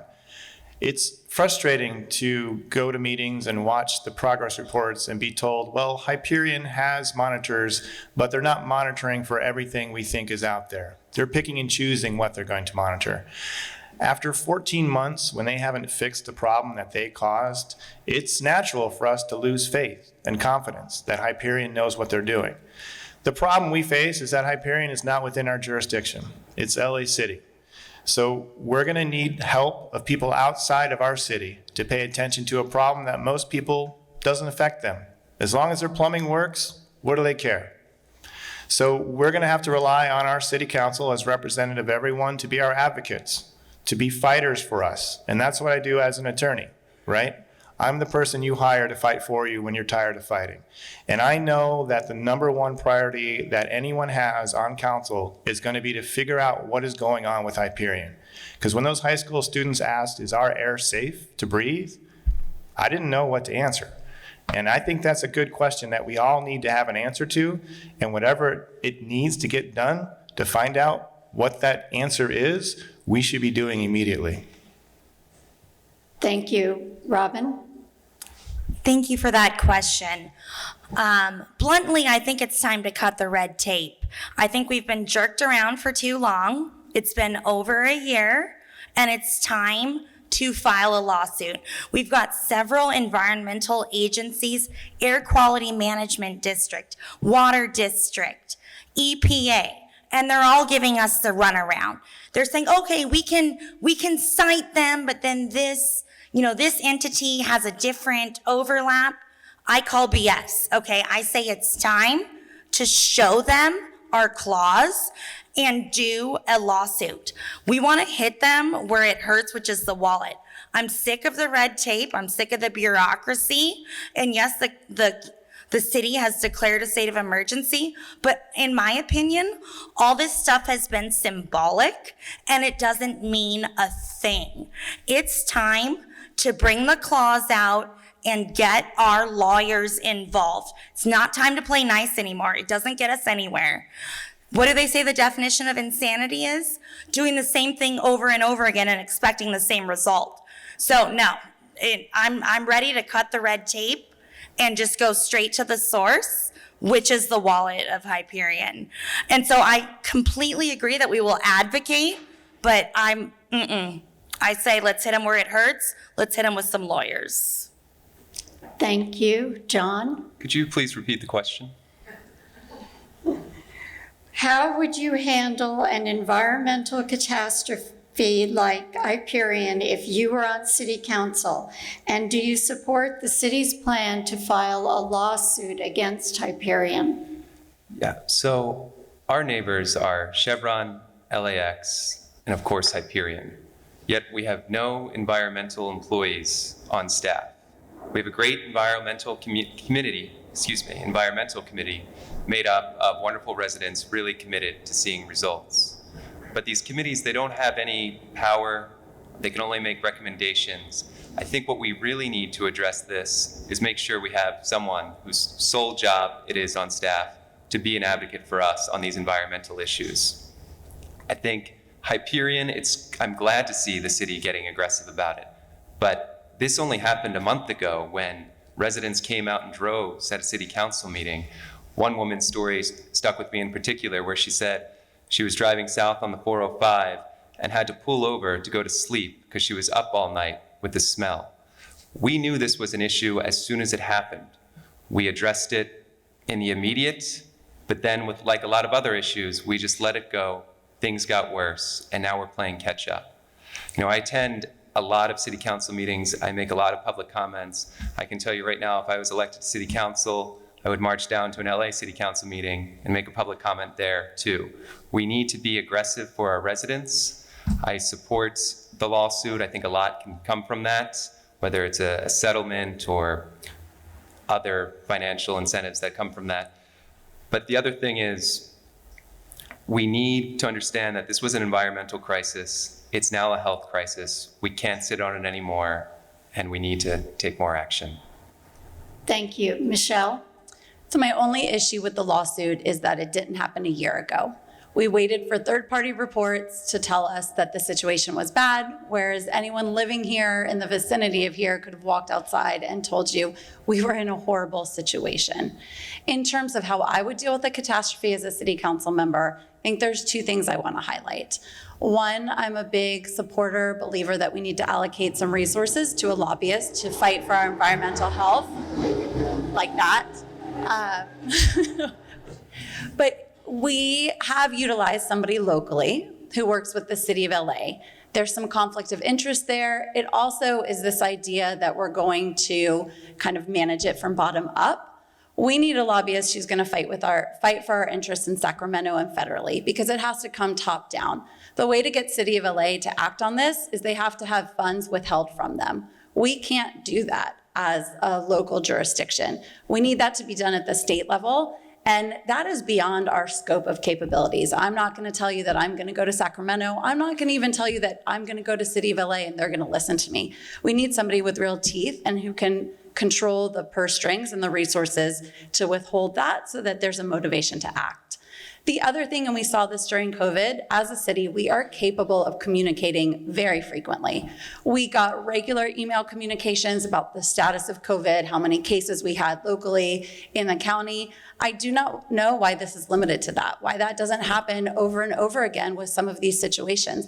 The fact that my information comes from a group of residents who were so adamant in their approach to this, why are they telling me who to contact? That needs to be distributed by the city over and over again until everybody knows these are your representatives. This is how you contact AQMD. To have to go to the Parents Network to find that just is backwards to me. Thank you. And now we will end our questioning time and have closing statements. Robin, we'll begin with you. Okay, thank you. That's a lot of talking tonight. Like I mentioned earlier, I'm just a mom. I'm a single mom with 3 kids, wanting my kids to grow up in the same America that I grew up in. Now, I didn't have the fortune of being able to grow up in El Segundo, but I love it here. I don't want to leave here. And like I said, I firmly believe that making a change comes from the grassroots up. And I want to be here for my fellow community members. I am a populist, and I believe in giving a voice to the little guy, pardon the air quotes. I do have the educational background as well as work experience to be able to manage a city council position. But I also have the passion to do it, and I'm just here for the people, and I appreciate it. Thank you. Thank you. John? We're at an inflection point right now in El Segundo. We have 2 choices. We can continue with the status quo and avoid difficult and uncomfortable conversations, or we can commit to bringing out the best in El Segundo. This is our first city council election since the social justice protest broke out at the corner of Main and Imperial. Residents came out in droves to take the streets and demanded change here in El Segundo. No doubt we were heard. The city now has a diversity, equity, inclusion committee, and the city's legislative platform labels the #1 goal to embrace DEI. But there's a difference between being heard and being empowered. And the reality is most of the action that the city took was just window dressing. The DEI committee has no budget, and their progress is halted at every turn. And that #1 goal from the legislative platform, to embrace DEI, there was no language about how the city planned to do that in the entire 13-page document. That's concerning. You know, I talk about the water tower a lot, but what I don't often say is how I had to fight tooth and nail with our former city manager just to get that to happen. I was told no again and again, but I stuck with it. The tower got lit, and guess what? The community embraced it. And I truly believe we're a better city because of that. And I promise to bring that same tenacity to all the issues facing El Segundo, from Hyperion to affordable housing to public safety. Our community already reflects this desire to see more action like this.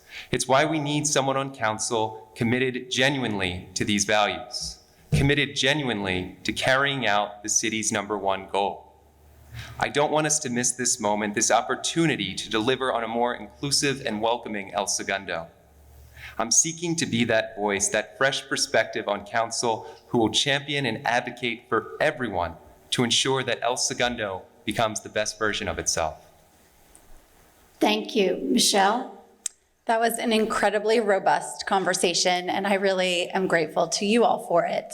As somebody who deeply values education and communication, the Q&A remains my most favorite part of this process, and it's something I hope continues regardless of the outcome of this election, something we see in town halls, and really creating this opportunity going forward. At one of my first meet and greets, I was asked by a resident what a successful four-year term looks like for me. I love that question. I want to answer it now.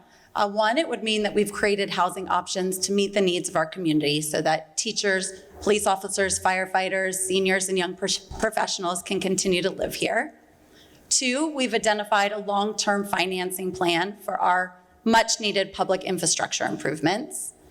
Three, that we've created or we've hired a lobbyist to fight for our environmental rights, our environmental health, Sacramento, federally, and we've talked a lot about our economic significance in the region, so we definitely have leverage here.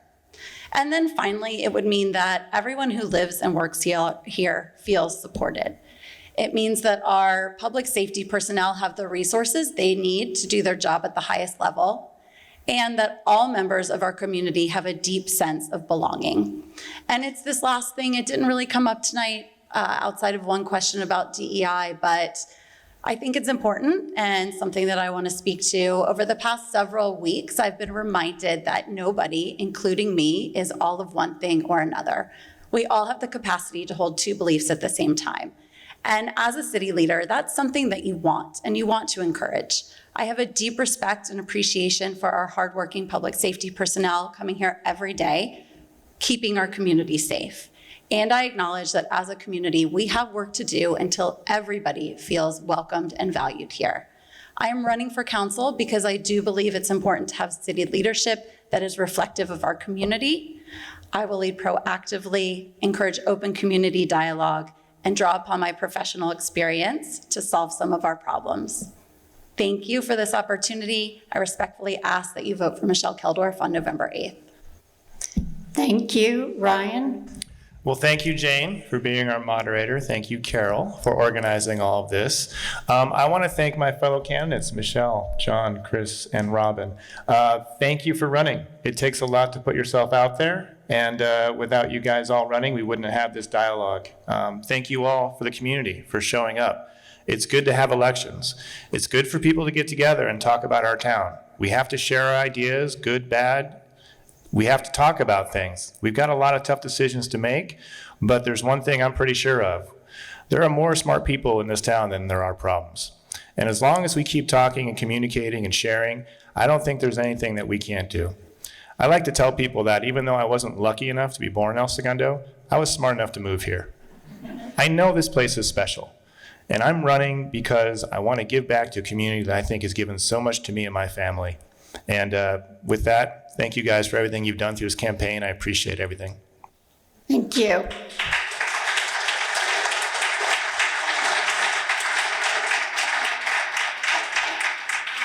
On behalf of the El Segundo Women's Club, I want to thank the candidates for City Council for being here this evening and giving us their time, and all of you for coming to hear this evening's discussion.